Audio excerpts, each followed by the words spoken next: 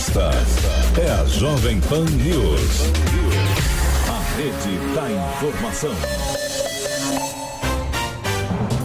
Olá, muito bom dia, uma ótima manhã de terça-feira para você que está conosco aqui na Jovem Pan, seja sempre bem-vindo. Esse é o Jornal da Manhã, segunda edição, é sempre assim, a partir das 10 horas até as 11h30, nós vamos juntos aqui direto do Estúdio de Vidro, a nossa transmissão não para aqui no YouTube, a gente continua apresentando para você as principais notícias do dia. Se você ainda não se inscreveu, se inscreva aqui no nosso canal Jovem Pan News, e uma saudação especial, o nosso bom dia para você que também nos acompanha pela rede Jovem Pan News. Vamos aos destaques desta terça-feira, hoje dia 13 de novembro de 2018.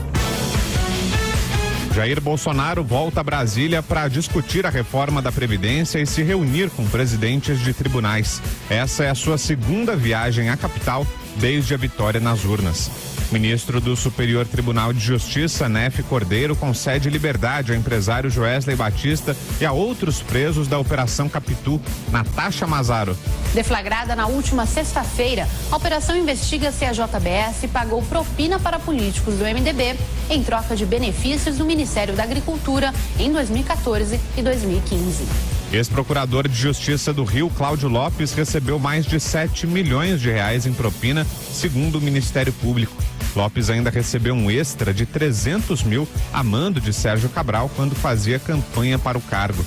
Astros de Hollywood perdem as casas nos incêndios que atingem a Califórnia. O Camp Fire já deixou 29 mortos e 250 desabrigados. A casa do Papai Noel dos Correios foi inaugurada na Vila Leopoldina, zona oeste de São Paulo. Matheus Meirelles. O objetivo é ajudar famílias e impedir que crianças carentes fiquem sem presentes no Natal deste ano. Fãs prestam homenagens a Stan Lee na Calçada da Fama. O criador de heróis da Marvel morreu aos 95 anos em decorrência de uma pneumonia e de problemas nos olhos. São destaques desta terça-feira. O Jornal da Manhã, segunda edição, começa agora.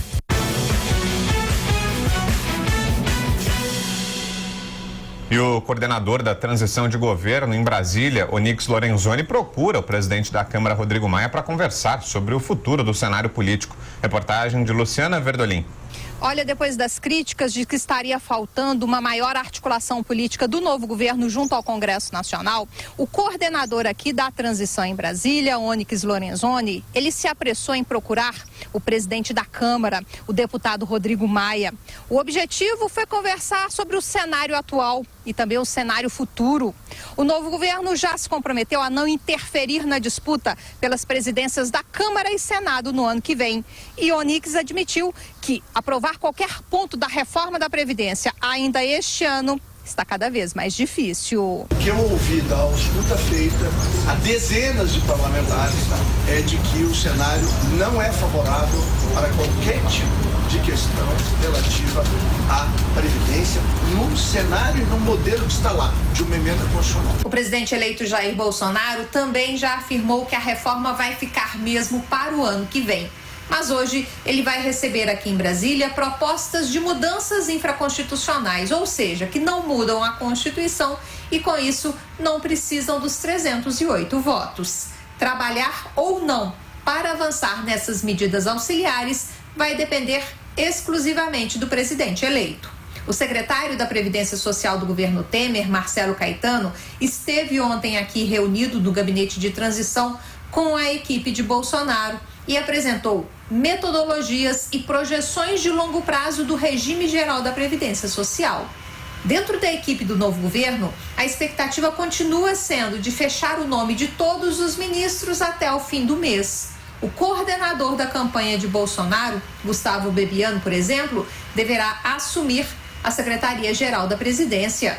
O coordenador dos trabalhos, Onyx Lorenzoni, explicou que o desenho definitivo do novo ministério deve sair até amanhã. Segundo ele, a questão não é simples, uma vez que a fusão de ministérios acaba dando lugar a um grande número de secretarias, mas que o entendimento é que é preciso sim encolher o governo federal. Hoje deverá ser apresentada também ao presidente eleito uma linha de atuação para o Ministério do Meio Ambiente. Lorenzoni repetiu o discurso do presidente eleito de que há muitas ONGs atuando no país e que é preciso acompanhar de perto o trabalho delas. Lembrou que os países ricos têm apenas cerca de 10% de reservas preservadas e que o Brasil tem 30%. Ele se irritou quando questionado sobre a ajuda, por exemplo, que a Noruega deu ao Ministério do Meio Ambiente. O que nós fizemos não vale nada, o que vale é a Noruega. E a floresta norueguesa, quanto eles preservaram? Eu sei disso, mas E só uma pergunta importante que tem que ser lembrada. O Brasil preservou a Europa inteira, territorialmente, toda a União Europeia, com as nossas matas. Mais 5 noruegas. Os noruegueses têm que aprender com os brasileiros, e não a gente aprender com eles. Muito obrigado. Assim que desembarcar, Jair Bolsonaro deve vir direto aqui para o Centro Cultural do Banco do Brasil, no gabinete de transição. Ele tem hoje uma nova rodada de encontros com presidentes de tribunais superiores e estuda também se encontrar com os presidentes da Câmara e Senado. De Brasília, Luciana Verdolin. Investigações do Ministério Público Estadual do Rio de Janeiro apontam que em 4 anos o ex-procurador de Justiça Cláudio Lopes, de 55 anos, recebeu R$7.200.000 em propinas em troca de favores ao governo de Sérgio Cabral. O ex-procurador foi preso na última quinta-feira por ordem do Tribunal de Justiça do Rio de Janeiro. Segundo as investigações, os pagamentos de propina a Cláudio Lopes teriam começado ainda durante a campanha para o Ministério Público Estadual, com um aporte de R$300.000. Em nota, a defesa de Lopes afirmou que vai tomar as medidas judiciais cabíveis. Segundo o depoimento de Carlos Miranda, responsável por fazer repasses de propina à quadrilha do ex-governador Sérgio Cabral, o pedido para dar dinheiro a Cláudio Lopes foi do ex-secretário de governo do Rio, Wilson Carlos, que atendeu ao pedido do então governador. E o ministro Gilmar Mendes lança livro em São Paulo e aproveita para falar sobre o reajuste salarial ao Poder Judiciário. Reportagem de Vitória Bel. O ministro do Supremo Tribunal Federal, Gilmar Mendes, afirmou nesta segunda-feira que o reajuste salarial do Judiciário não traria prejuízos às contas públicas se condicionado ao fim do auxílio moradia. Gilmar Mendes lançou o seu novo livro, Comentários à Constituição Brasileira, em uma livraria na Zona Oeste de São Paulo. Também haveria a queda do auxílio moradia e de outros penduricalhos e de outros acréscimos indevidos. Essa foi a orientação e acho que essa será a orientação seguida. O fato é que não haverá aumento de despesa. O ministro ainda reforçou que o reajuste está em alinhamento com a PEC 95, que limita os gastos do governo. Gilmar Mendes elogia a integração entre áreas do Ministério da Justiça e da Segurança Pública e diz que o juiz Sérgio Moro tem preparo suficiente para assumir responsabilidades do futuro superministério. Questionado sobre como seria a convivência com Moro no caso de uma possível nomeação do magistrado ao STF, o ministro afirma que tem uma boa relação com o juiz e até mesmo já escreveu uma homenagem a ele. Da minha parte, inclusive, tenho uma excelente relação com eles. Vocês não sabem, mas eu já escrevi até um texto em homenagem ao Sérgio Moro, num livro. O evento de lançamento do livro contou com a presença de alguns nomes da magistratura, além dos políticos Geraldo Alckmin, José Serra e Gilberto Kassab. E o presidente eleito Jair Bolsonaro se reúne com Paulo Guedes e diz que a reforma da Previdência deve mesmo ficar para o ano que vem. Do Rio de Janeiro, Rodrigo Viga.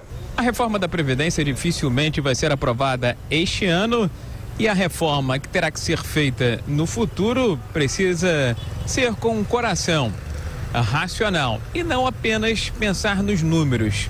A declaração foi dada nesta segunda-feira aqui no Rio de Janeiro pelo presidente eleito da República, Jair Bolsonaro. No final da tarde, ele saiu aqui desse condomínio onde ele mora, na Barra da Tijuca, na Zona Oeste da capital, para um compromisso particular. Na volta, falou com os jornalistas e disse que tratou do assunto, a reforma da Previdência, com o futuro superministro de seu governo, Paulo Guedes.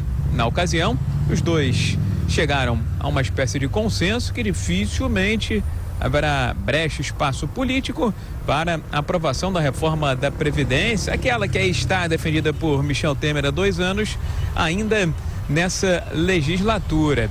Jair Bolsonaro afirmou ainda que a reforma que vai ser conduzida, capitaneada por Paulo Guedes em seu governo, precisa ser uma reforma com preocupação social, de coração, e não deve apenas pensar na matemática e nas cifras. É complicado, mas você tem que ter o coração também nessa reforma, não é apenas números, tá certo? Se fosse apenas números, você não precisava de economista, né?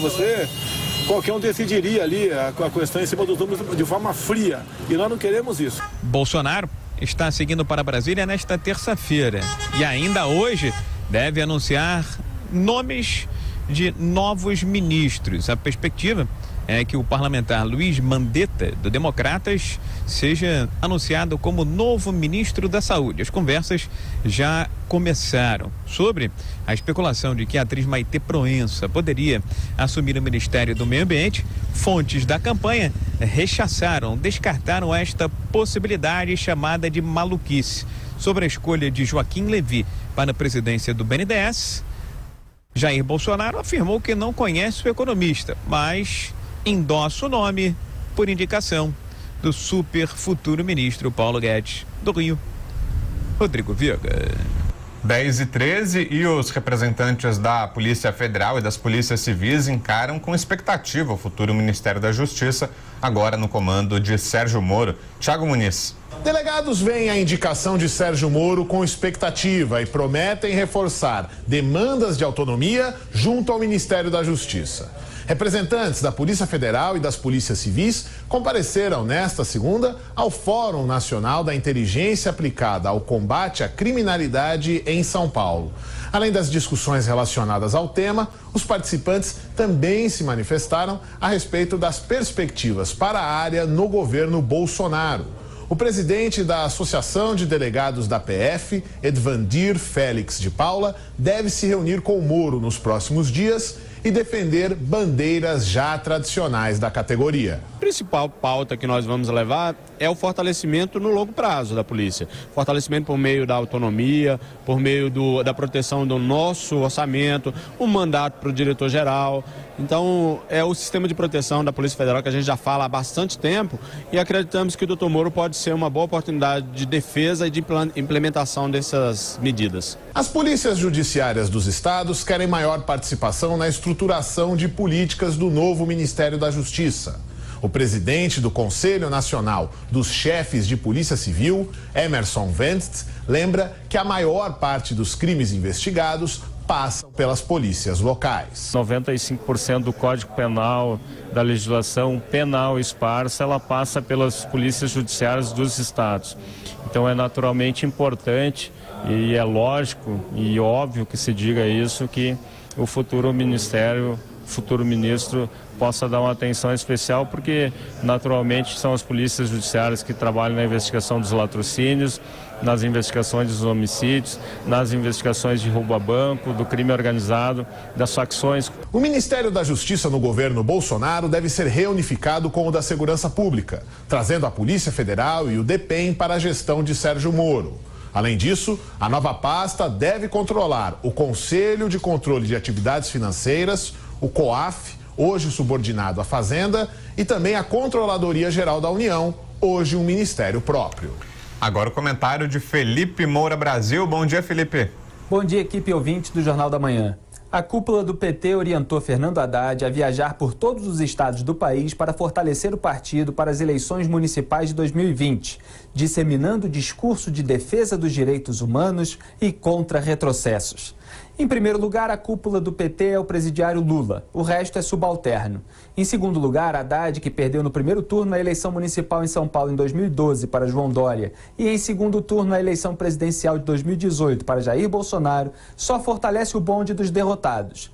Em terceiro lugar, a defesa dos direitos humanos é apenas uma tentativa antecipada do PT de reivindicar o crédito pelas atrocidades que Bolsonaro não vier a cometer. Ou seja, os direitos humanos não estão ameaçados pelo presidente eleito, mas os petistas querem ser louvados caso Bolsonaro não faça tudo o que eles dizem que Bolsonaro fará. O futuro ministro da Justiça, Sérgio Moro, no Fantástico, aliás, defendeu o presidente eleito daqueles que o acusam de perseguir minorias. Aspas, acompanhei a campanha eleitoral e nunca vi uma proposta de cunho discriminatório. Eu não imagino de qualquer forma que essas minorias estejam ameaçadas. Nada vai mudar e acho que o governo tem que ter uma postura rigorosa contra crimes em geral, mas também a crimes de ódio. Fecho aspas. Moro diz agora o que apontei durante toda a corrida eleitoral. Ele também trabalha com fatos, não com as fantasias do cinismo petista de setores histéricos da imprensa e dos demais militantes.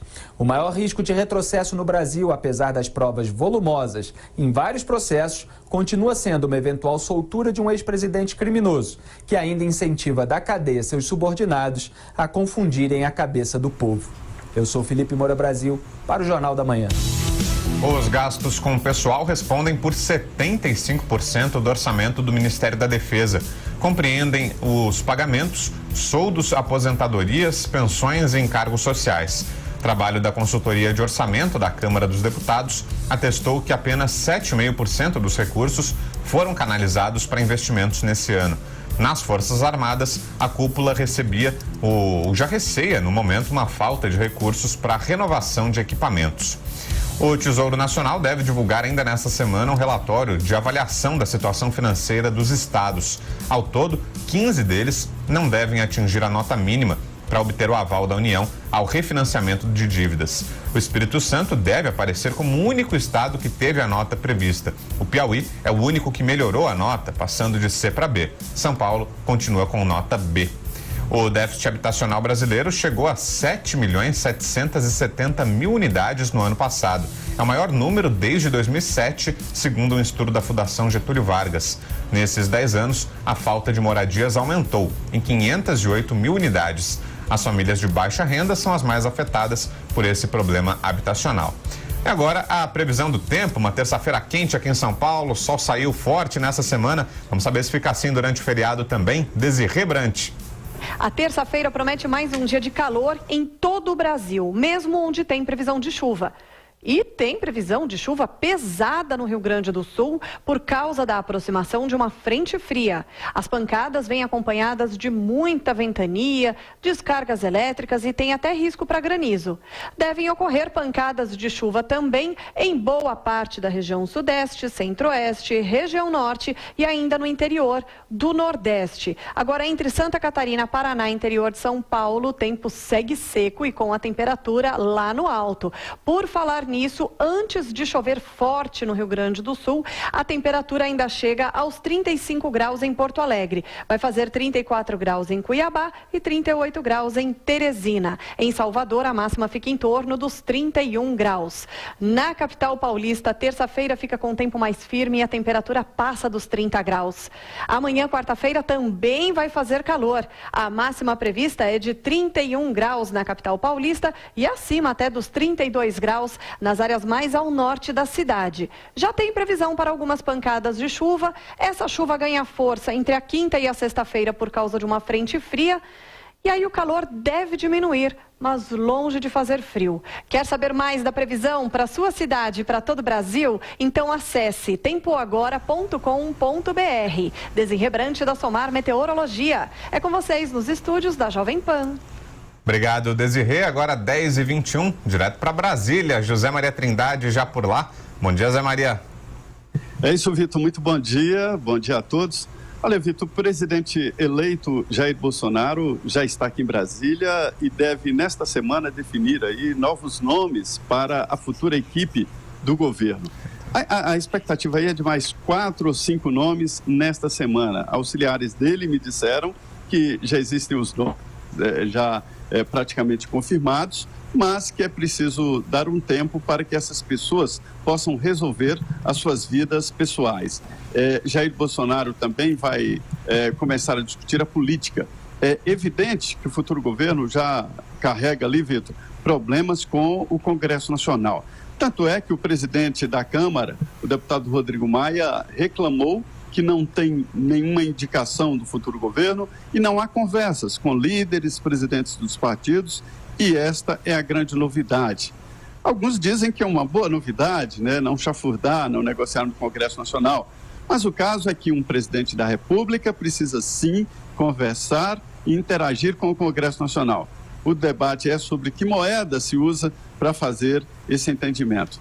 Ontem, o futuro ministro-chefe da Casa Civil, Onyx Lorenzoni, e o secretário-geral, futuro secretário-geral, Gustavo Bebiani, né, foram ao presidente da Câmara e pediram um tempo, dizendo que primeiro se acerta o governo e depois conversa a política. Mas o certo é que o presidente eleito, Jair Bolsonaro, terá que conversar. E ele vai visitar a Câmara dos Deputados e deve até ir no plenário, registrar presença e até votar, se for o caso. Ele diz que é da casa e quer participar, e não se trata de agenda com o presidente, nem com ninguém, apenas frequentar a Câmara dos Deputados. Talvez um saudosismo aí, uma despedida da casa, né? Ele é deputado até dezembro. Em dezembro ele vai ter que renunciar. É isso, e enquanto isso, o presidente Bolsonaro também abriu mão da reforma da Previdência, né, Zé? Pelo menos nesse ano, o governo eleito já jogou a toalha, já diz que nesse ano não se aprova nada, né? Falta votos. Ele foi informado de um levantamento completo que existe na Câmara dos Deputados sobre os votos deste atual Congresso, e a conclusão é que não se aprova nem esse projeto apresentado pelo presidente Michel Temer, que é considerado leve demais pelo futuro governo, que quer uma reforma na Previdência muito maior, muito profunda, né? Então o projeto fica para o ano que vem, e a ideia é talvez votar aqui os projetos infraconstitucionais para dar pelo menos um acerto ali na Previdência. Mas está muito difícil, o governo não sinalizou nada para o Congresso Nacional, e isso provoca uma inquietação entre os líderes dos partidos políticos e principalmente aos que estão saindo, né, que queriam aí participar e mostrar serviço desta fase e talvez ganhar uma boquinha, né, no futuro governo. Olha, Vitor, o grande debate aqui é mesmo sobre a ida de Joaquim Levy para o BNDES. É um momento importante, um cargo importante, porque o BNDES vai cuidar das privatizações, uma participação muito ativa no futuro econômico do país, diante aí do fomento ao desenvolvimento, criação de novas vagas de emprego, né? Financiamento de empresas. Joaquim Levy foi considerado também um acerto de Paulo Guedes e uma demonstração clara de que o presidente Jair Bolsonaro está delegando, ou seja, dando carta branca a Paulo Guedes, que foi escolher um liberal como ele, né? E um doutor em Chicago, como eles dizem aqui, um grupo especial de liberais por excelência.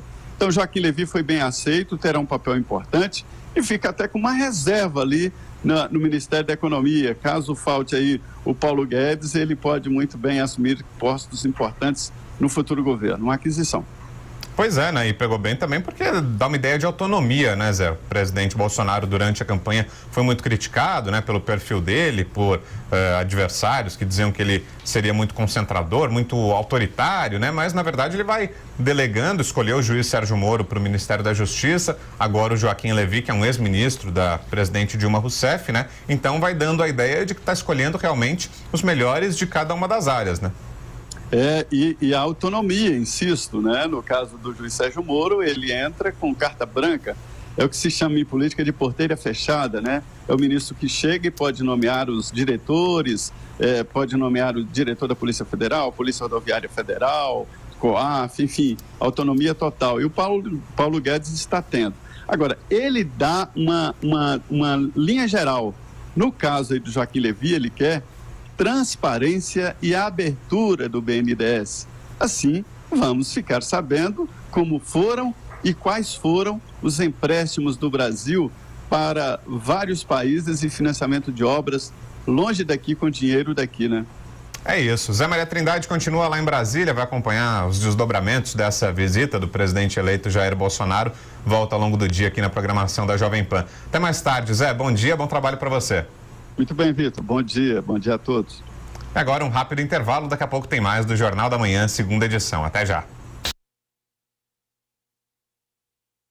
Continue ligado na programação da Jovem Pan. A seguir, assista ao Morning Show lá no canal JP Morning Show. Ou continue acompanhando as últimas notícias no Jornal da Manhã, segunda edição. Aqui no canal Jovem Pan News.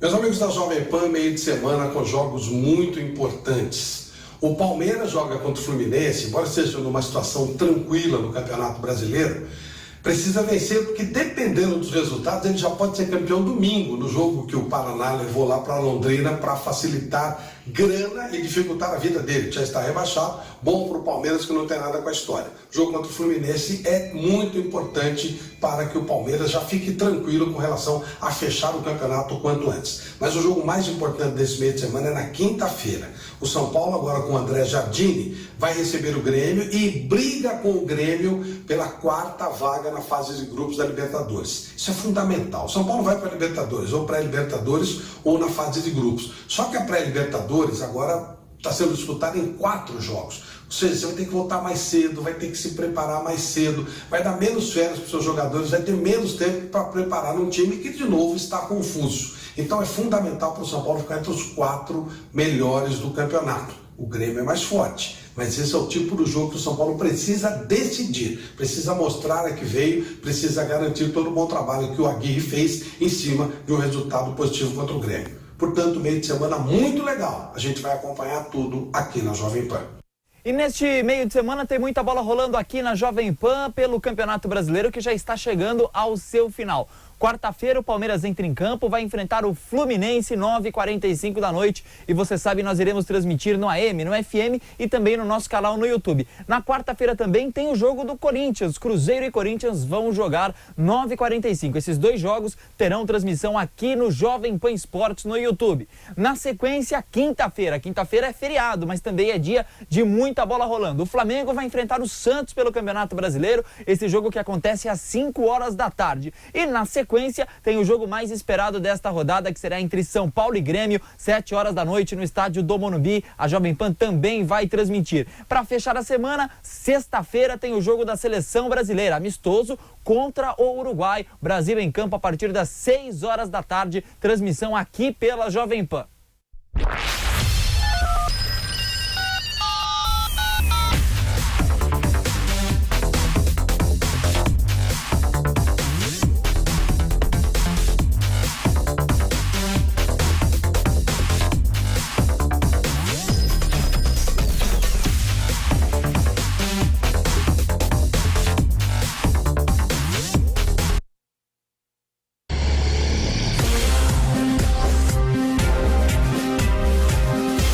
Esta é a Jovem Pan News. A rede da informação.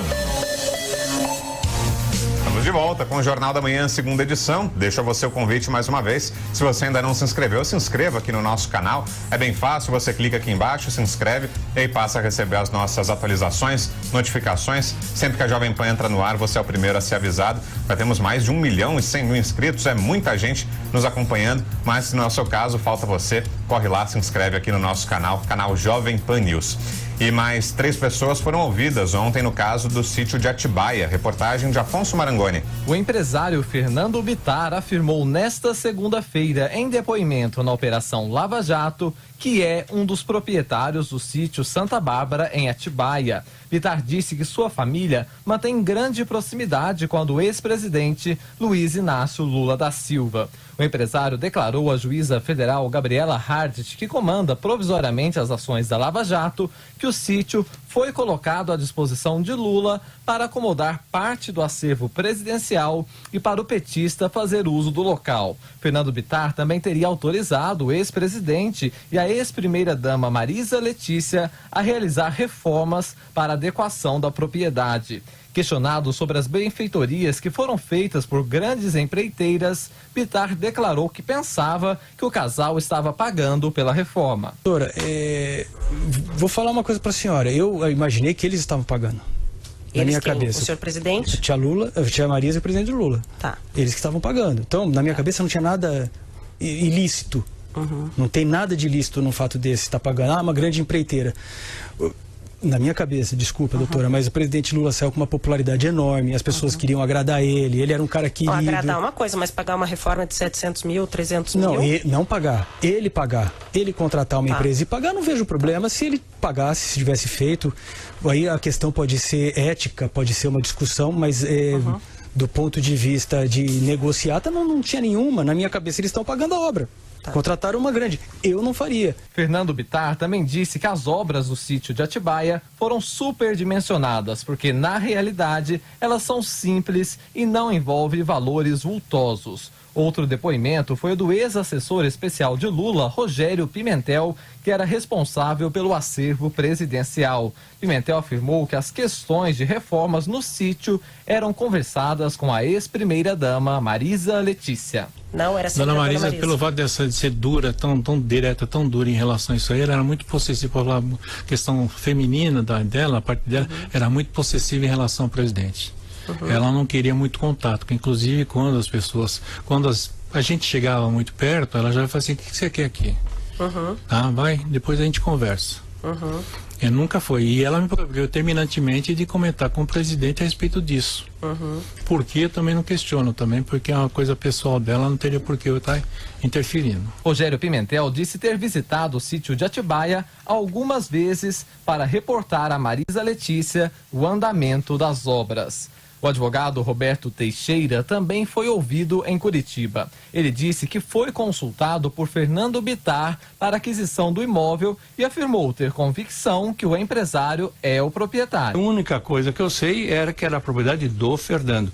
O tempo do Fernando. Aliás, se é uma pessoa que tem certeza de que a propriedade era do Fernando, fui eu. O tempo todo, porque fui eu quem o assessorei na aquisição.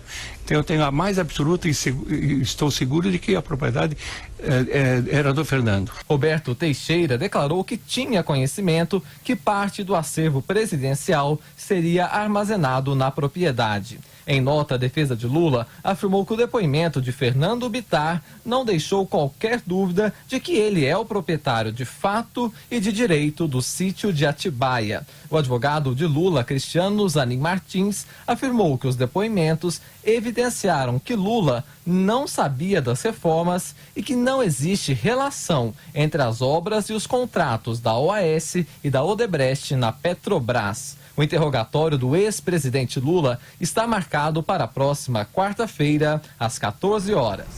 O comentário é do professor Marco Antônio Villa. Bem, as relações do Bittar filho vêm do Bittar pai, Jacó, que foi sempre um aliado incondicional do Lula, mesmo saindo do PT, né? Indo para o PSB na época da prefeitura de Campinas e tal. Mas o que interessa é que o Lula vai ser condenado. Isso pode registrar, ele vai ser condenado, o sítio é dele, usou dinheiro roubado, vai ser condenado por corrupção passiva, por lavagem de dinheiro. E não sei quais são as outras acusações, formação de quadrilha, será? Não sei, que pesa sobre ele, porque ele é quadrilheiro, ele é, né? Só não sei se nesse caso tem essa acusação contra o criminoso de São Bernardo do Campo e tal. Então o sítio é dele, nós já conhecemos esse assunto de anos, tem todos aqueles, os pedalinhos, o número de vezes que ele foi lá, mais de uma centena de vezes, tem toda a comprovação dos pedágios, tem aquele célebre telefonema, né? Que nós ficamos conhecendo entre, eu acho que é esse rapaz, Fernando Bittar, e a esposa do Lulinha, do filho, né? Um telefonema muito simpático, agradável, discutiram até música, me lembro do 14 bis. Você está ouvindo o 14 bis? E por aí vai. Então a coisa toda, todo mundo vai ser condenado. Esse pessoal de São Bernardo que aparece, se o país fosse sério, eles estariam num outro lugar, não estariam numa audiência. Então, todo mundo sabe, é corrupção, vai ser condenado. Aí vai para a segunda instância, né? Aí vão dizer que essa segunda condenação é para manter o Lula de eterno na cadeia. Não tem nada a ver uma coisa com a outra. O Lula está preso porque cometeu crime no caso daquela ação, condenado a 12 anos e 1 mês de prisão, e nessa também vai ser condenado. Pode registrar. Agora, no noticiário internacional, na Califórnia, os incêndios florestais já são os piores da história e o número de mortos não para de subir. Vitor Moraes. Os 3 incêndios que atingem o norte e o sul da Califórnia desde a última quinta-feira já causaram a morte de pelo menos 31 pessoas. O Camp Fire, que afeta uma ampla região do condado de Butte, em Sierra Nevada, ao norte da capital do estado de Sacramento, se tornou o mais mortal da história, provocando 29 mortes.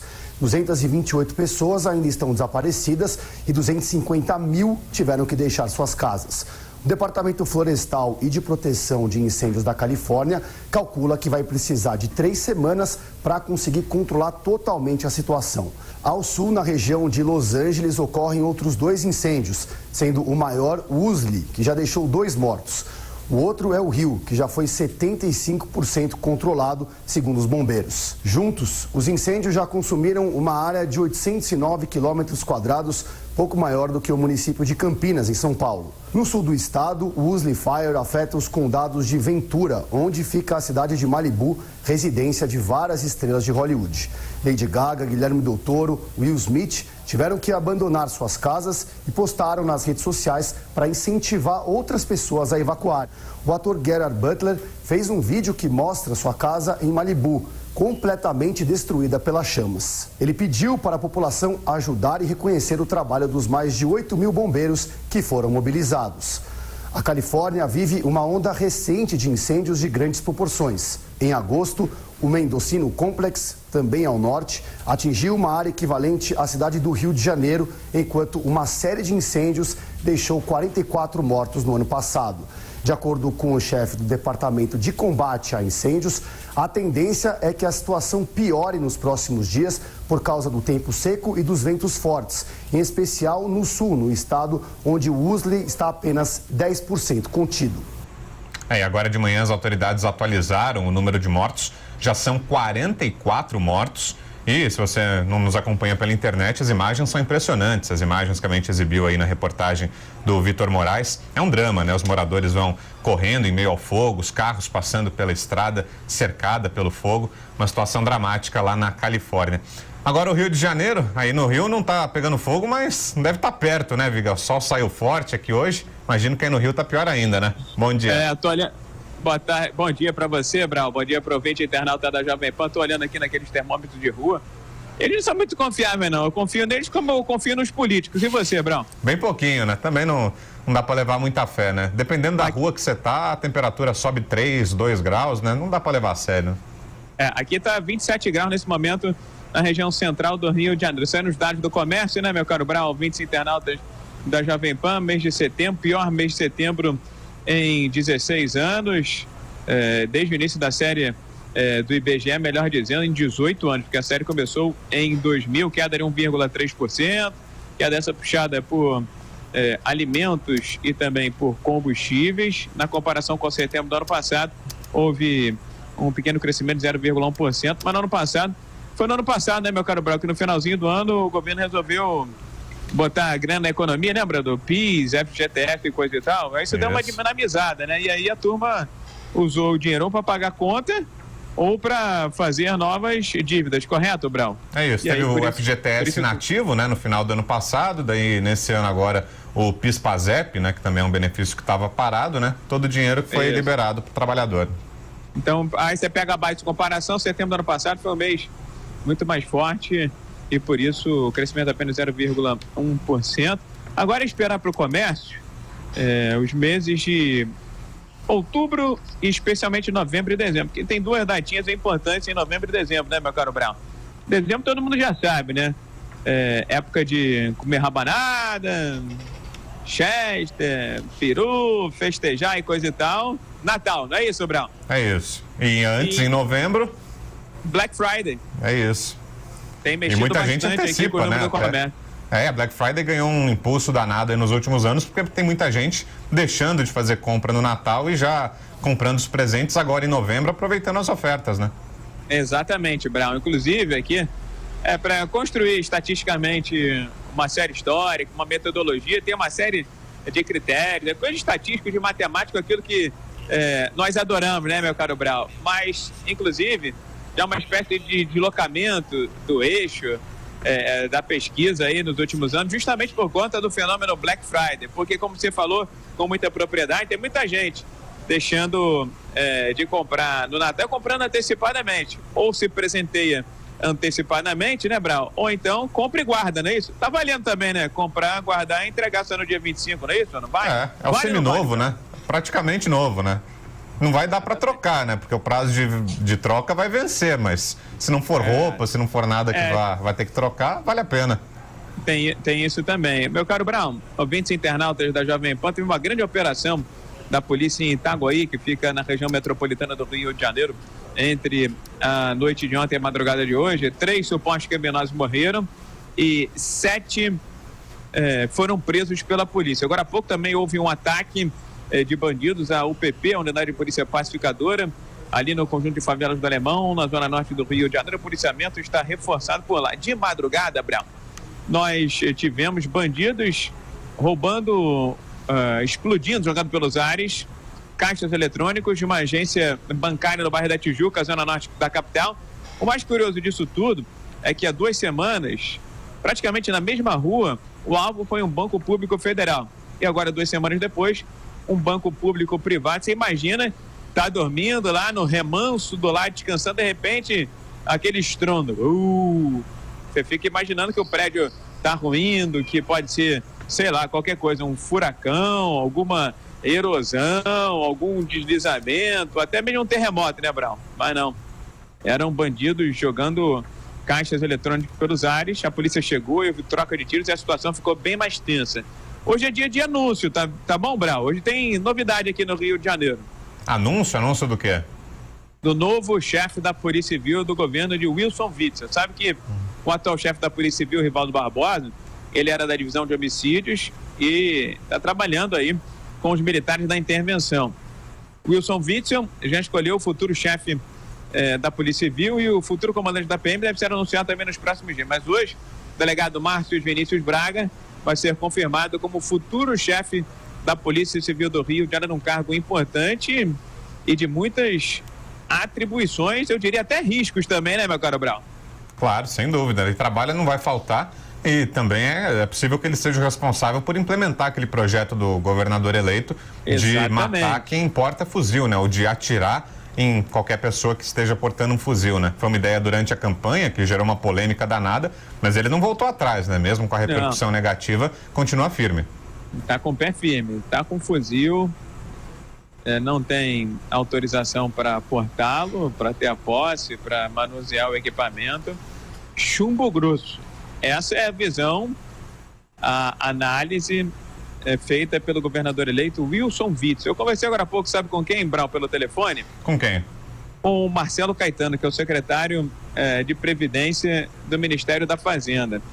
Ele lamentou o fato, com base nas declarações do presidente eleito Jair Bolsonaro, que está em Brasília, né? Ele lamentou a sinalização, indicação feita pelo Bolsonaro, que não vai dar para fazer reforma da Previdência esse ano, não. Você lembra que o governo de transição estava tratando dessa possibilidade, né, de pegar o pacote desenhado, a reforma desenhada pelo governo Temer e aprovar alguma coisa nesse ano de 2018, né, Brown? Mas aí foram ver a tal da viabilidade política. E diante da viabilidade política, o próprio Bolsonaro, o Paulo Guedes, chegaram à conclusão que não vai dar. E é difícil também no Brasil, né, uma reforma como essa impactante, você fazer 2 mexidas, né, Brown? Uma agora e outra para mudar o modelo lá na frente, como que é o Bolsonaro, do sistema de repartição para o sistema de capitalização. Pois bem, Caetano lamentou. O Bolsonaro ontem disse, inclusive, para a gente aqui no Rio de Janeiro, que quer fazer uma reforma que não seja madrasta, que tenha uma preocupação social, seja uma reforma feita do coração. E o Caetano disse que a reforma que foi desenhada, arquitetada, engenheirada, vamos dizer assim, né, pela equipe econômica do Michel Temer, tem essa preocupação. Tanto que não mexe com benefício continuado, não mexe com benefício rural, contribuição para os mais pobres continua sendo de 15 anos e a transição da idade mínima vai ser concluída somente em 2038. Lá na frente, 62 anos mínimo, né, para mulheres, 65 anos no mínimo para se aposentar para homens, mas isso vai ser uma transição suave, seria uma transição suave, de acordo com o Caetano, que me diz o seguinte: se a reforma da Previdência era uma necessidade do ponto de vista fiscal, não aprovar nada esse ano torna ela urgente e premente para 2019, viu, Brown? Pois é, né? E esse grupo da transição até estudou aprovar sem ser por emenda constitucional, né? Que hoje a reforma seria por uma PEC, né? Que é a proposta de emenda à Constituição. Tem até o problema da intervenção aí na segurança do Rio, né? Porque com a intervenção em andamento, o Congresso não pode aprovar nenhuma emenda à Constituição, mas pela própria análise da equipe de transição seria insuficiente, né? Uma reforma que não mexesse na Constituição não serviria para nada e aí acabaria até nem merecendo o nome de reforma, né? Nem valeria a pena chamar de reforma porque não mudaria tanto, né? Não, e geraria um desgaste muito grande, né, Brown? Porque você sabe que para aprovar uma emenda à Constituição, salvo engano, você tem que ter no mínimo 2/3 do Congresso, correto? Isso. É muito deputado, são mais de 300, né? Oi? Muita gente, tem que ser mais de 300 deputados, exatamente. Né? Uma mobilização grande. E você precisa conversar, articular, negociar, e você se desgasta para fazer um naco de reforma. Só que lá na frente você quer fazer uma verdadeira reforma. Acabar com esse modelo de hoje, que é o de repartição, ou seja, todo mundo contribui para o bolo, depois o bolo é fatiado entre os aposentados, para o modelo de capitalização, que é quase uma previdência particular, uma previdência capitalizada. Aí você perde força para aquela que é considerada a reforma mais essencial, que vai ser trabalhada, se não para 2019, no máximo para 2020, porque a sangria da Previdência é muito grande e consome muitos recursos. Sabe quanto é que meu caro Brown, a estimativa de déficit da Previdência para esse ano de 2018? Quanto? 202 bilhões com B de bola de reais. Não é brincadeira não, companheiro. É um buraco grande. Aí o nosso Rodrigo Viga, lá do Rio de Janeiro. Viga, abraço para você, boa terça-feira. Aproveita bastante calor aí, se cuida, protetor solar, bastante água. A gente se fala, hein? Estamos de férias do Bolsonaro, mas o homem tá voltando amanhã, né? Aí depois a gente volta à rotina. Grande abraço. Fechado, valeu, Viga. E olha, ainda na política, o presidente do PSDB, Geraldo Alckmin, nega uma guinada do partido à direita. Reportagem de Vitória Bel. O presidente do PSDB, Geraldo Alckmin, afirmou nesta segunda-feira que o partido não se caracterizará como de direita e se manterá ao centro do espectro político. O ex-governador de São Paulo esteve em um evento de lançamento do novo livro do ministro do Supremo Tribunal Federal, Gilmar Mendes, na zona oeste de São Paulo. Não tem guinada, à direita. O PSDB é um partido de centro, é importante para o Brasil ter partidos longe dos extremos, seja de extrema direita ou esquerda. Importante para o país ter um centro.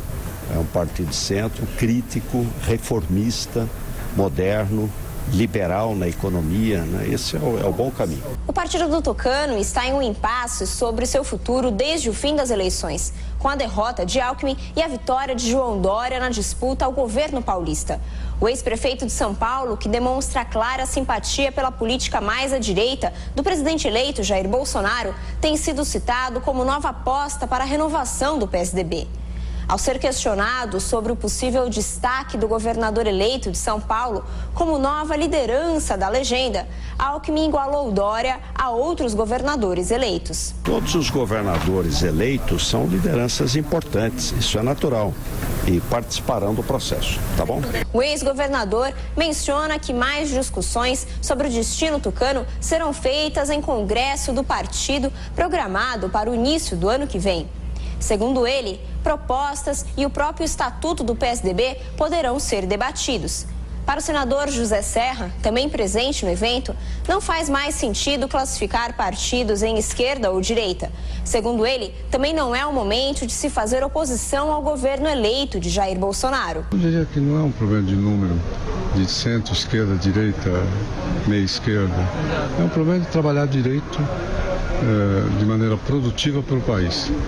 Não se trata de fazer oposição a priori, trata-se apenas de votar as coisas que se consideram boas e não aceitar as que se consideram ruins. Sobre a baixa adesão que o PSDB teve nas urnas neste ano, Serra diz que derrotas fazem parte do jogo democrático. Agora 10h51 e do Rio de Janeiro, comentário de Carlos Andreasa. Bom dia, Andreasa. Bom dia, povo do Jornal da Manhã. O presidente do Senado Federal, Eunício Oliveira, trabalha sem dó para dinamitar o orçamento público de 2019. Nós vimos o que fez na semana passada. É o que se depreende também de seus movimentos futuros, aqueles que estão projetados, vendidos, apregoados. Para esta terça-feira, por exemplo, pautou a análise de vetos presidenciais, 2 dos quais têm reais chances de serem derrubados, o que representaria novas bombas sobre as contas do governo. Não é brincadeira. Um desses vetos é relativo a fundos constitucionais. Precisamente 8 dispositivos, como o que travou a autorização de subsídio do BNDES para financiar programas nas regiões Norte, Nordeste e Centro-Oeste. Economia. Pode cair. O outro veto trata do Simples Nacional e bloqueia o retorno de optantes excluídos deste regime. Se esses vetos tombarem mesmo, como prevêem os líderes partidários, a perda de receita não será pequena. Já é hora do futuro governo, articulado com o atual, subir o tom e fazer política, negociar. O próximo orçamento será aquele com que Jair Bolsonaro começará a governar. E aí? Carlos Andreasa, para a Rede Jovem Pan. O governador eleito de São Paulo, João Dória, vai anunciar hoje mais nomes de secretários. Daniel Lian. O governador eleito do estado de São Paulo, João Dória, vai anunciar novos secretários nesta terça-feira. O tucano chamará para sua gestão algumas peças que foram suas indicações quando esteve à frente da prefeitura e que não continuarão sob o comando de Bruno Covas. Entretanto, ele nega que esteja ocorrendo uma ruptura do cordão umbilical com o prefeito da capital paulista e acrescenta que vão trabalhar juntos. 2 novos secretários foram apresentados: Paulo Dimas Mascaretti, para a Justiça, e Célia Leão, dos Direitos da Pessoa com Deficiência. João Dória comentou os rumores de que o ex-ministro Henrique Meirelles, que concorreu à presidência da República, possa compor seu secretariado, assumindo a Fazenda. É brilhante, é meu amigo há muitos anos, desde o tempo que dirigia o Banco Boston aqui em São Paulo, nós já éramos amigos. Não houve nenhum convite, mas eu diria, vou repetir uma frase que o Jornal Estado de São Paulo hoje reproduziu: é um secretário dos sonhos de qualquer governador do estado. Paulo Dimas Mascaretti, ex-presidente do Tribunal de Justiça de São Paulo, destaca que não pretende acumular os salários de desembargador aposentado com o de secretário estadual, que juntos superariam o teto constitucional. Quando vim conversar com o governador, não tive nenhuma indicação de acumular nada. Minha ideia é trabalhar com o meu subsídio, né, e que vai virar aposentadoria, né? E eu pretendo só não ter nenhuma perda por conta de assumir aqui o cargo na secretaria. A futura secretária dos Direitos da Pessoa com Deficiência, Célia Leão, é a primeira tucana a ingressar na gestão Dória. Indica a importância do trabalho integrado das secretarias. E nós não podemos cometer o crime, porque não tem outra palavra, de deixar 10 milhões de pessoas à margem da sociedade sem participar dela. E, lamentavelmente, a grande maioria são pessoas carentes. Então é nesse nicho de pessoas carentes que nós vamos trabalhar. João Dória avisa que vai cortar o número de secretarias, mas ainda não anunciará quantas serão extintas. São cotados para agregar a nova gestão os ex-secretários de comunicação da Prefeitura de São Paulo, Fábio Santos, e Júlio Serson, das Relações Internacionais. E o prefeito de São Paulo, Bruno Covas, fez novas declarações agora pela manhã. Quem tem as informações é o Thiago Muniz. O prefeito de São Paulo, Bruno Covas, não descarta a realização de novas trocas no secretariado depois do anúncio de 4 substituições. As mudanças ocorrem depois das eleições, no momento em que o governador eleito, João Dória Júnior, também se movimenta para construir o primeiro escalão estadual. A própria administração municipal admite que alguns dos nomes que deixam o viaduto do Chá estão de mudança para o Palácio dos Bandeirantes, enquanto outros seguem para projetos pessoais. O prefeito Bruno Covas afirma que os ajustes no secretariado poderão ocorrer até o fim do ano. Ainda não tem nenhuma outra mudança confirmada. Os 4 secretários foram os secretários que pediram para sair da prefeitura, sejam porque devem assumir outros compromissos em outras esferas de poder, seja porque querem voltar à iniciativa privada, e agora estamos verificando com outros secretários se haverá ainda outras mudanças até o fim do ano. Não há nem necessidade de desconectar, até porque eu fui eleito junto com ele, ao mesmo programa de governo. Volto a dizer aquilo que disse quando assumi a Prefeitura de São Paulo: são as mesmas metas, as mesmas missões, os mesmos objetivos, até porque isso foi pactuado com a população nas eleições de 2016. É claro que eu tenho o meu estilo, ele tem o estilo dele, mas não há nenhuma necessidade de mudança de 180 graus, né? As trocas que foram anunciadas na prefeitura foram as seguintes: na comunicação sai Fábio Santos e entra o jornalista Marco Antônio Sabino. Na Secretaria de Assistência e Desenvolvimento Social sai Felipe Sabará e entra o atual chefe de gabinete da pasta, José de Castro. Na pasta das subprefeituras sai Marcos Penido e o atual secretário adjunto da área, Alexandre Modonese, se torna o titular. Wilson Poit deixa a Secretaria de Desestatização e Parcerias, que pode ser extinta ou incorporada a uma outra pasta. Além disso, Orlando Faria foi nomeado titular da nova Secretaria de Turismo. Agora são 10h57, já entrando no clima de Natal, a Casa do Papai Noel dos Correios foi inaugurada aqui em São Paulo e lá você tem a oportunidade de pegar uma carta e adotar uma criança para dar um presente de Natal. Reportagem do Matheus Meirelles.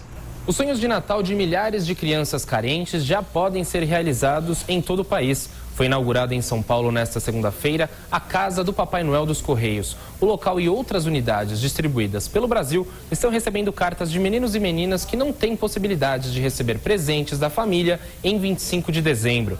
As cartinhas podem ser adotadas por qualquer pessoa que fica comprometida a atender o pedido do apadrinhado. O superintendente estadual de operações dos Correios, Marcos Vinícius, destaca a importância dessa campanha. É o 29º ano que nós estamos com a campanha Papai Noel dos Correios. Para nós é um grande projeto de fortalecer o espírito de Natal, trazer as crianças para esse momento aqui de confraternização, de solidariedade. Nós temos um grande esforço por atender todos os pedidos, mas até mais importante que atender o pedido, que oferecer o presente, para nós é a oportunidade de interagir, de responder cada uma das cartinhas que nós recebemos. Marcos Vinícius destaca que em 2017, mais de 1.100.000 cartas foram entregues aos Correios, sendo que 600.000 foram apadrinhadas e os autores receberam os presentes. Para a chefe administrativa financeira de Espaço Físico da USP, Isabel Cristina, o projeto leva esperança às famílias mais carentes. Através da realização, da adoção de uma cartinha, nós estamos levando, além da realização de um sonho, que às vezes é uma coisa muito simples, um carrinho, uma boneca, nós estamos levando esperança. Eu acho que essa é a coisa mais importante dessa campanha, porque eu penso que no Natal é que a diferença entre os que têm e os que nada têm, ela é mais gritante. Isabel Cristina comemorou o crescimento da campanha nos últimos anos. Quem também se divertiu bastante na festa foi a Liliane, de 13 anos, que pediu uma maleta de maquiagem e um tênis. Para ela, o importante é acreditar. Eu espero que todos possam ter um Natal muito bom, cheio de esperança, e que as crianças possam voltar a acreditar no Papai Noel. Já Carlos Eduardo, também de 13 anos, tem 3 irmãos. Neste Natal, ele pediu uma cesta de doces para poder comer assistindo desenhos. Tão jovem, ele já tem a vivência para identificar o peso da campanha. Tem mãe ou pai que não tem dinheiro para comprar um presente para ele. A Casa do Papai Noel fica na unidade da Vila Leopoldina, nos Correios, em São Paulo, junto à fábrica de brinquedos, onde os presentes são preparados e encaminhados aos centros de distribuição, antes da entrega nas casas das crianças. As datas, locais e horários da campanha podem variar em cada estado. As informações podem ser acessadas em www.blog.correios.com.br/Papai Noel dos Correios. Agora 11 horas, mais um intervalo. Continue com a gente, o intervalo é rapidinho. Na sequência, outras informações para você aqui no nosso Jornal da Manhã, segunda edição. Te espero você.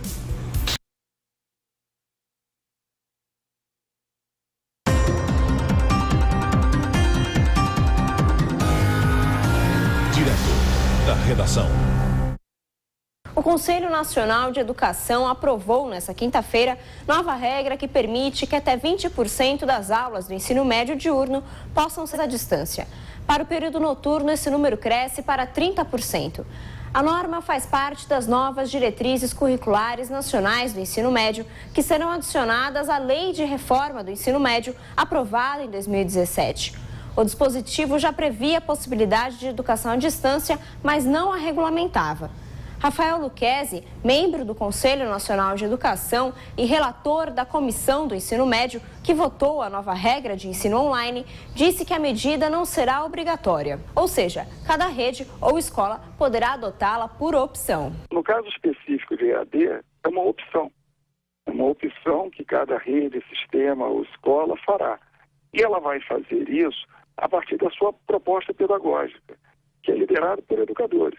A diretora executiva do Centro de Estudos e Pesquisas em Educação e doutora em Educação pela PUC de São Paulo, Mônica Gardelli, pondera que o acesso à tecnologia não é igual para todos os alunos. E isso pode ser um fator de desigualdade no aprendizado. Quando você pensa em alunos que porventura não tenham as condições tecnológicas adequadas para acessar esse volume de 20% da carga horária dedicada à formação deles, se ele não tiver os equipamentos, não tiver a infraestrutura adequada, isso significa um prejuízo grande para ele.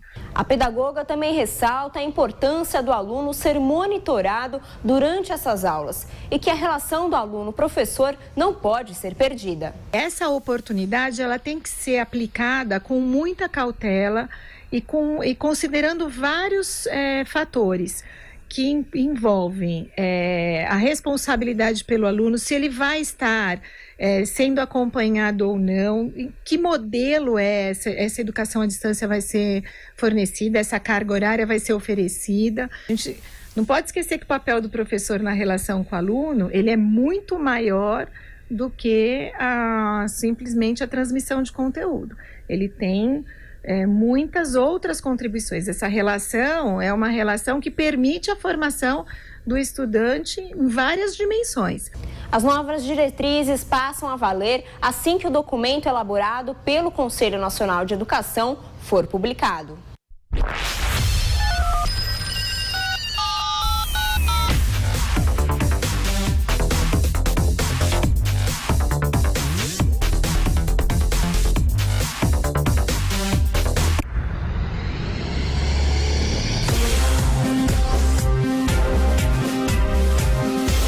Esta é a Jovem Pan News. A rede da informação. Estamos de volta com o Jornal da Manhã, segunda edição, e a Prefeitura de São Paulo lança o edital de varrição. Reportagem de Marcelo Matos. Olá, Matos. Olá. Prefeitura lança edital da varrição do lixo em São Paulo. O diretor-presidente da ANLURB, Autoridade Municipal de Limpeza Urbana, Edson Tomás, avalia o processo após a longa contestação do Tribunal de Contas do município de São Paulo. O edital anterior tinha 2 lotes, agora nós temos 6 lotes.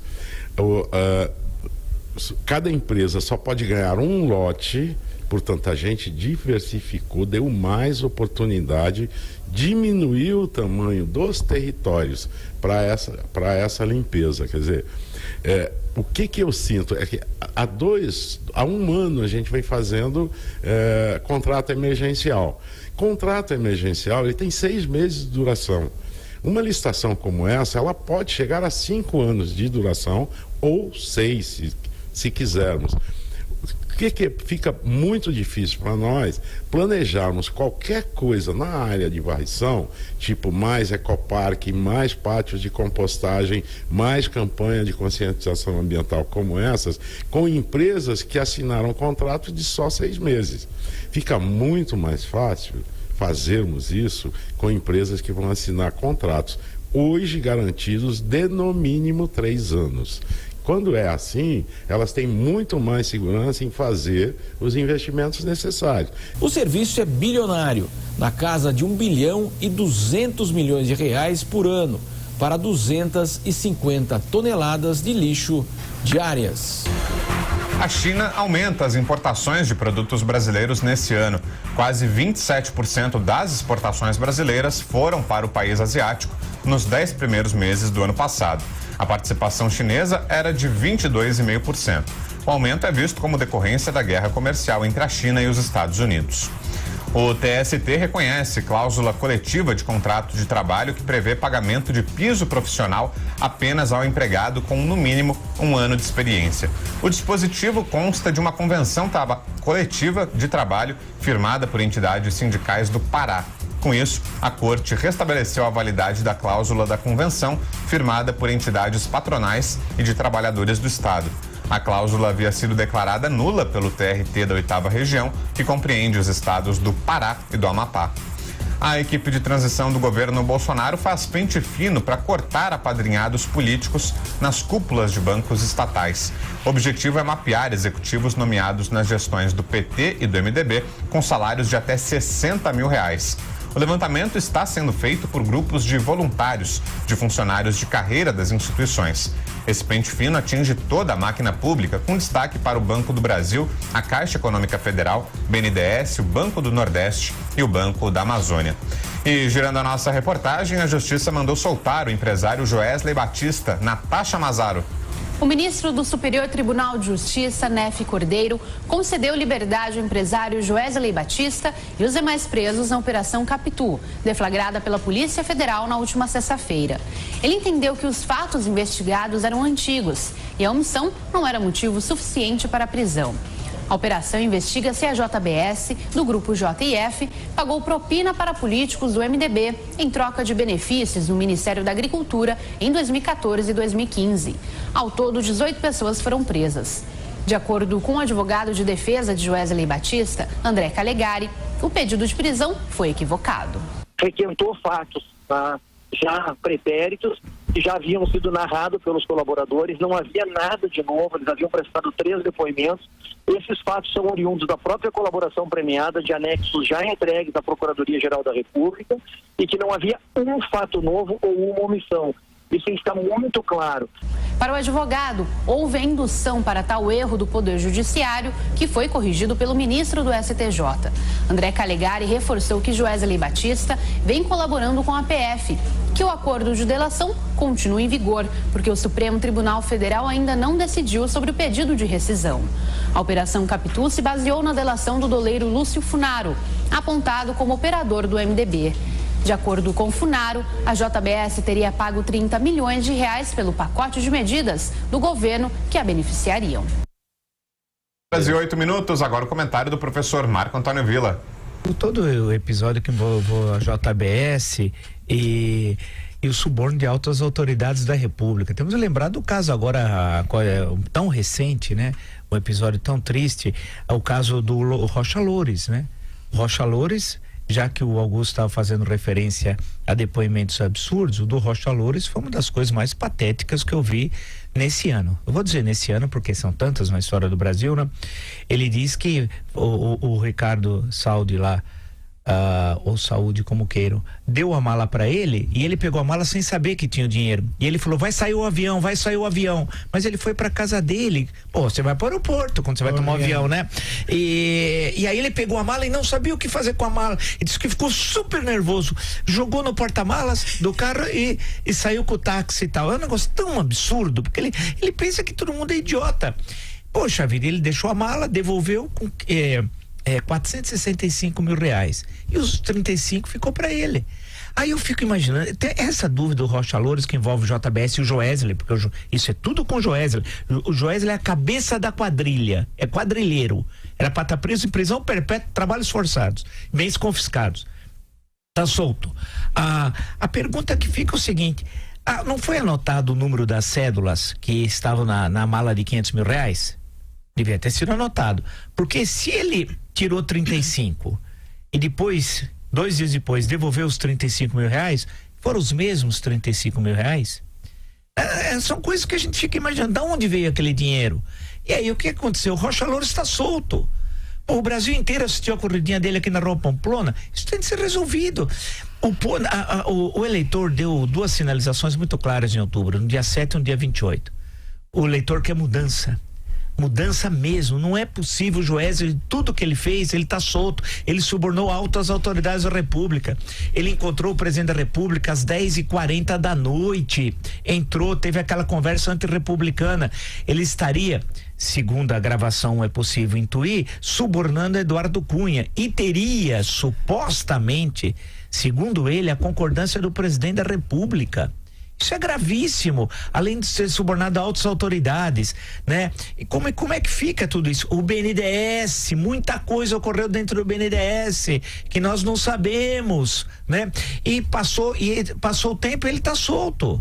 Então é isso que eu insisto. As pessoas não entendem o funcionamento da justiça brasileira. Eu não entendo. Eu sinceramente não entendo, Augusto. É por isso que a gente acaba caindo na gargalhada ao falar de assuntos sérios, né? Porque a coisa é tão evidente, quer dizer, é possível alguém imaginar que o Joesley não fez o suficiente para estar na cadeia? É possível. em algum lugar, em algum país sério. O Brasil melhorou muito com a Lava Jato, mas não o suficiente para impedir que essas coisas aconteçam impunemente. A cena do Rocha Loures com a mala é um negócio que só pode caber num filme, numa comédia policial italiana. Porque num filme policial sério, ali o sujeito sai com a mala. Aliás, não sai com mala, né? Dá um jeito de sair com o objeto lá de suspeitos, ele calmamente olha pra cá, pra lá, é um bandido treinado. Aquele cara, só o olhar dele, né? Só o pavor dele com aquele negócio na mão, pode prender. É culpado. Agora envolve o presidente da República, existe o crime, mas não existem criminosos condenados. Esportes. Hora do futebol aqui no nosso Jornal da Manhã, segunda edição. Já aqui comigo o Bruno Prado. Bom dia, Bruno. Bom dia, Brown. Bom dia a todos os ouvintes. Derrota dura do Santos ontem, né? No Pacaembu. Era a chance do pulo do gato, da entrada no G6.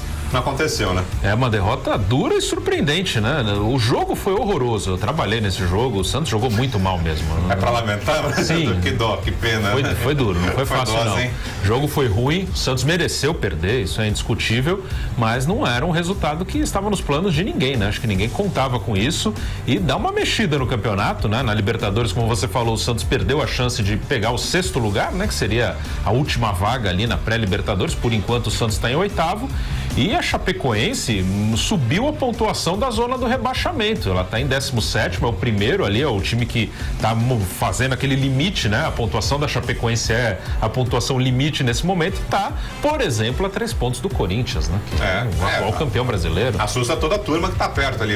O Botafogo, Sim, o Vasco, Ceará, Corinthians, né? Todo mundo que está ali.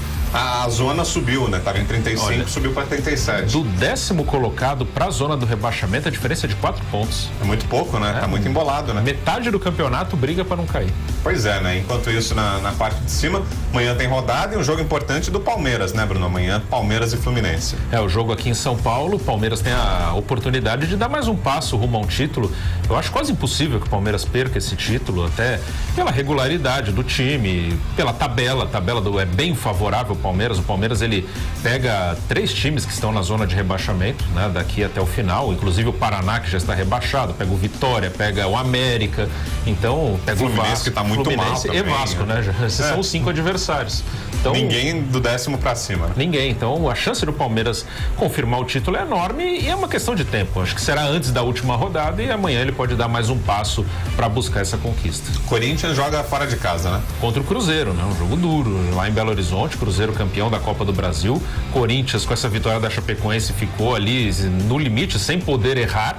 E é um jogo duro, né? Não é um resultado que você tenha certeza, né? Eu vou lá no Mineirão e vou ganhar do Cruzeiro. Pode acontecer como ontem a Chapecoense ganhou do Santos, mas o normal é que o Corinthians perca pontos em Belo Horizonte. Pois é, né? E aí tá muito perto da zona, né? Como você disse, são 40 pontos. Perdendo o jogo, estaciona nesses 40 e aí vai torcer pela rodada, para que a rodada ajude e não suba essa pontuação, porque senão vai ficar numa situação ruim, né? E quanto mais vai aumentando a pressão, fica mais difícil de jogar, vai piorando tudo, né? É complicado, né? A própria Chapecoense, que é o primeiro time ali, então é a referência, ela tem um jogo em casa contra o Botafogo, né? Que tem 41. Então também é um confronto direto pro Corinthians e pros outros que estão brigando, seria ótimo um empate aí, que cada um perderia 2 pontos. Mas se a Chapecoense ganha, ela vai a 40, ela iguala a pontuação do Corinthians. Se o Corinthians perder, fica 1 ponto do próprio Botafogo. Então essa briga contra o rebaixamento deve ser a definição mais emocionante nessa reta final de Campeonato Brasileiro. E outro bom jogo da rodada é São Paulo e Grêmio, né? Sim. Na quinta-feira, no feriado, né? Vai ser aqui no Morumbi o jogo.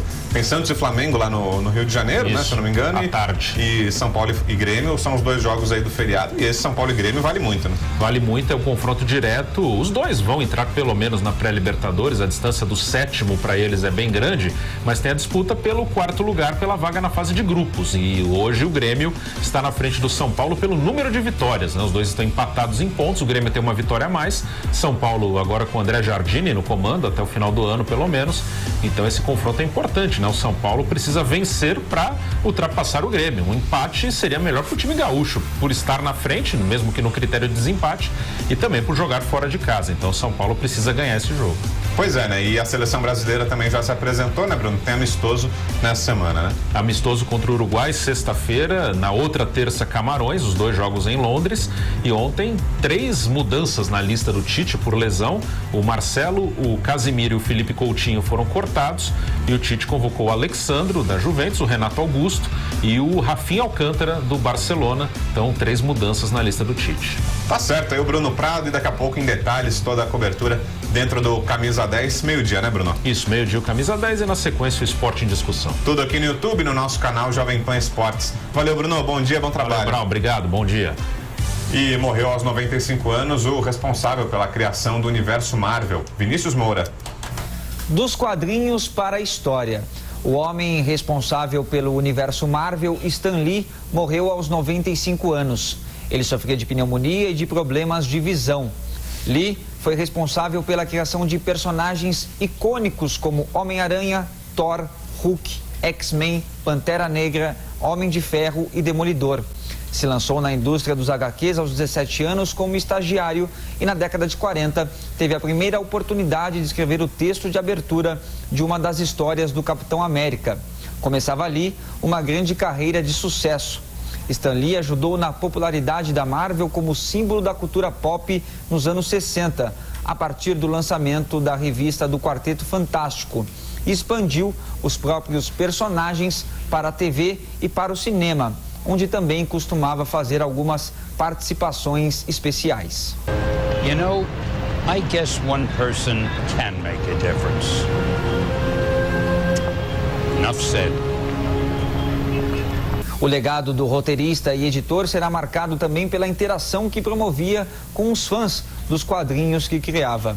Stan Lee deixa 2 filhos que teve ao lado da esposa Joan Lee, que morreu no ano passado.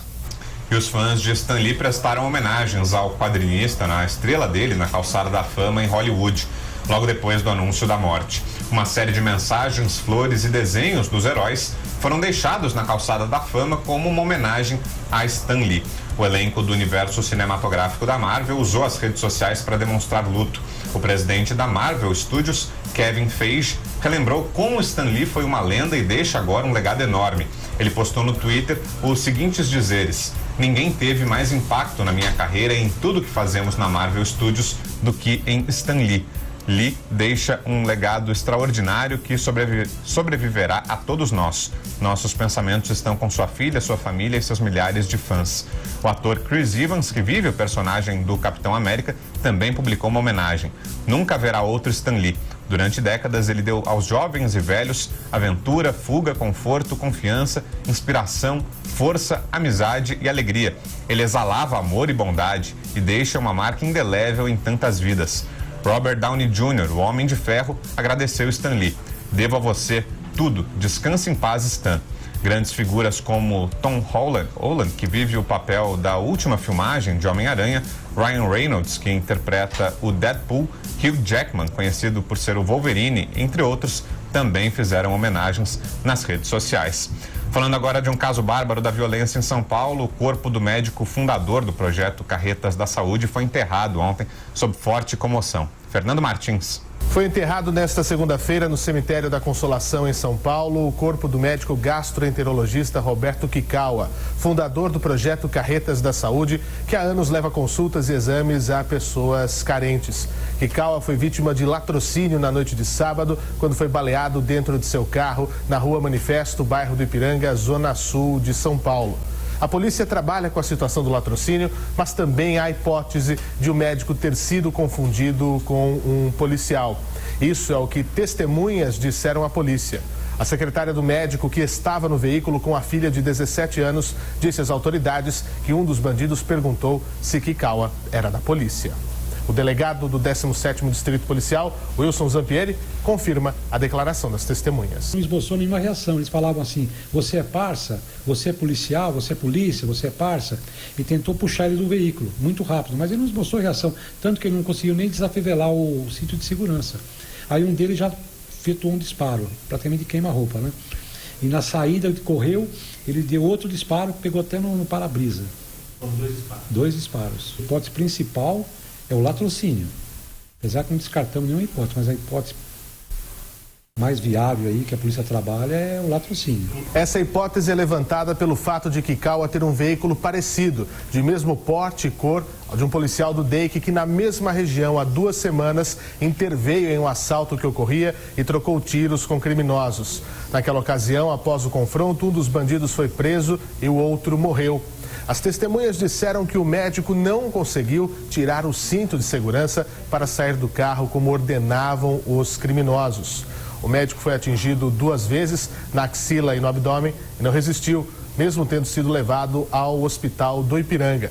O delegado Wilson Zampieri diz que novas imagens de câmeras de segurança já foram coletadas para ajudar na identificação da dupla. Estamos recolhendo várias imagens lá do local dos fatos, né? E essas imagens estão sendo analisadas pelos investigadores. Estamos aguardando também o resultado da perícia do veículo, realizada no veículo. Foram colhidas algumas impressões digitais. Estamos aguardando o resultado dessas pesquisas, né? Os suspeitos já foram flagrados em outro assalto na mesma região, quando atacaram 2 homens que conversavam na calçada. O biotipo nas imagens é coincidente, além dos bonés usados pelos criminosos. A mulher do médico e os 2 filhos adolescentes vieram às pressas dos Estados Unidos e acompanharam o velório e o enterro. Roberto Kikawa tinha 48 anos e em 10 de atuação do programa Carretas da Saúde, ajudou a realizar mais de 2 milhões de consultas, exames e cirurgias em todo o Brasil. Somente em São Paulo são 32 locais de atendimento, sendo mais da metade dos exames de ultrassom da cidade realizados nessas carretas. Nesta segunda-feira, o Conselho Regional de Medicina do Estado de São Paulo, o CREMESP, lançou nota de pesar pela morte de Kikawa. O texto lembra a sua trajetória profissional, dizendo que o médico paulistano deixará uma imensa lacuna na medicina do país e do mundo. Em 2010, Roberto Kikawa recebeu o Prêmio Empreendedor Social e também foi agraciado com premiação no Fórum Econômico Mundial pela inovação na área da saúde. E a violência no Brasil foi tema na Comissão Interamericana de Direitos Humanos. Reportagem de Matheus Meirelles. A Comissão Interamericana de Direitos Humanos se reuniu no Rio de Janeiro nesta segunda-feira para discutir relatórios sobre a violência no Brasil. O documento preliminar aponta que o país não conseguiu reduzir dívidas históricas com populações discriminadas.